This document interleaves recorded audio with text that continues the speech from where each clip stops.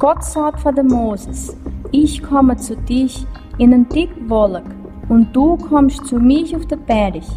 Und Gott sagt, ich bin der Herr, dein Gott, der dich vom Ägypten freigelassen hat. Du nicht andere Götter loben, lob nur mich. Du dich nicht knieen für andere Idole und du sie nicht loben, weil ich, der Herr, bin dein Gott.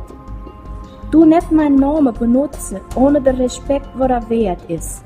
Heb den Samstag auf, weil das ist ein heiliger Tag.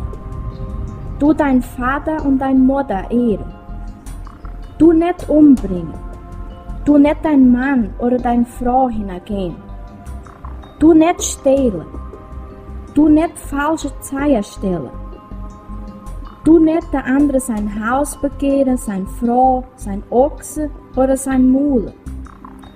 Und Moses ist vom Berg runtergegangen und hat für die Leute gesagt, alles, was er vom Herrgott gehört hat.